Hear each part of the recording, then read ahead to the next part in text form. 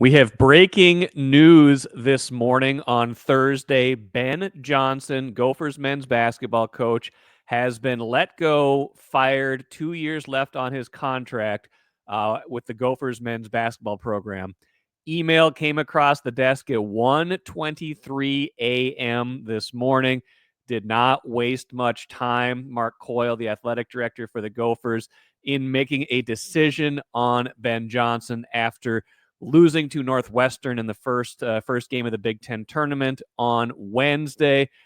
Not a surprise, I guess. Ultimately, I was kind of going back and forth on this, what I thought was going to happen, what I thought was going to be fair to Ben Johnson. But I went to bed last night. Kind of funny. I went to bed. It was like probably 10:30. I'm kind of keeping an eye on the Wolves game. Went to bed thinking, I think he's going to get fired. You just kind of look at the body of work. I thought about how Mark Coyle evaluates these decisions. I thought about how Mark Coyle looks at not just factors on the court, but looks at things like attendance, how stuff like program malaise influence his decisions.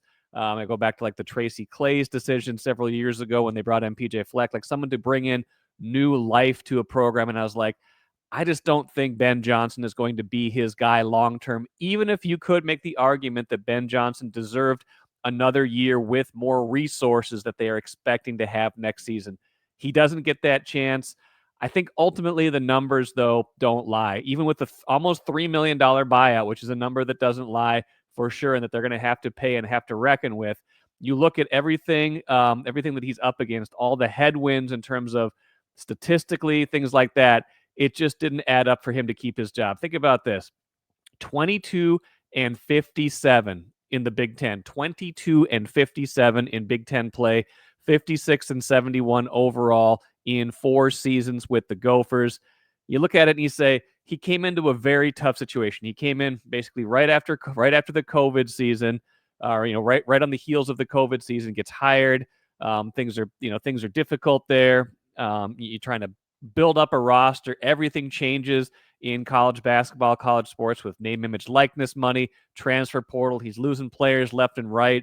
You can say, hey, if Elijah Hawkins, if Farrell Payne comes back this year, they're in much better shape. They probably are. Some of that too, though, is his ability to retain even with limited resources, things like that. So I think if you look at the body of work, the record, 22 and 57, that jumps out. Bottom half of the Big Ten in attendance. I think they were down again this year. Bottom half of the Big Ten in attendance. You look at that, you're looking for new life in the program. So now begins the exhaustive search. We'll talk more about this. We're going to do a part 2 of this episode later today, talking with Chip Scoggin, Star Tribune columnist. He's got a lot of strong thoughts about this. I'm going to get a part 2 of this podcast in a little while, but I wanted to get this out here right now.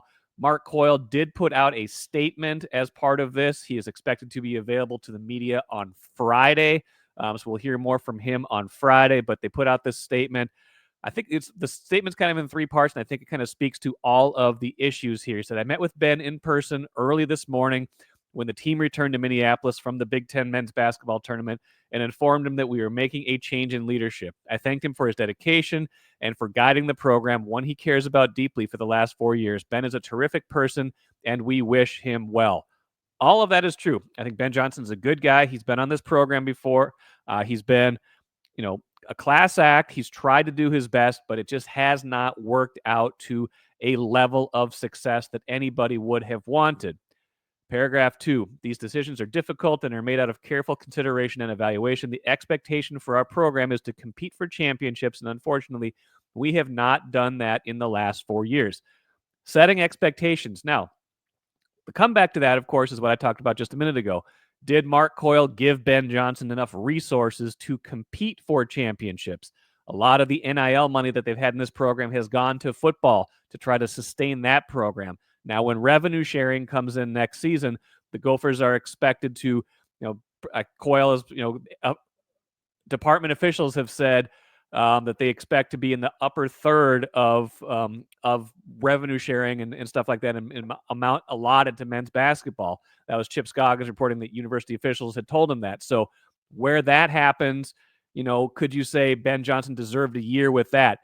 You can also say, hey, everybody was kind of playing by the same rules the last 4 years. Now you have an opportunity to tell a new coach, hey, we're bumping up the resources. This is going to be an attractive job, and you should be able to come in and hit the ground running. And that kind of speaks to the third part here where he says, this is an extremely desirable job in one of the best conferences and cities in the nation, and we fully expect to compete at the highest level on and off the court. We provide a world-class experience for our student athletes, have one of the best practice facilities in the nation, and play games in a historic venue. We offer everything that is needed to be successful, and we will immediately begin a nationwide search for our next basketball coach. And again, Coyle basically taking the onus off himself. He's saying, hey, we've got the resources. We've given Ben Johnson an opportunity to compete.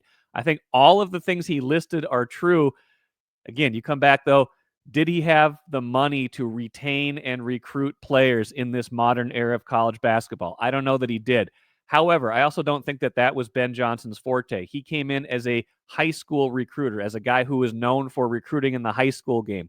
The script was flipped almost immediately when he got here. High school recruiting became less and less important. You had the very best players were going to be one and done, and then a lot of the players you were bringing in were kind of transfers from lower level programs or transfers across the way who were making less money on NIL deals elsewhere and came into these other programs after they had good seasons. That was not the kind of recruiter he was, and he did not have the budget to become that kind of recruiter. So is this fair? Ultimately, you can question that. Is this the right decision? I think ultimately, yes. If you want to get a jump start on moving this program forward, this was the time to do it. And they made that decision. They were decisive about it, didn't waste any time. And here we go. Thank you for joining me here on this part. I'll be back with a lot more with Chip Scoggins later.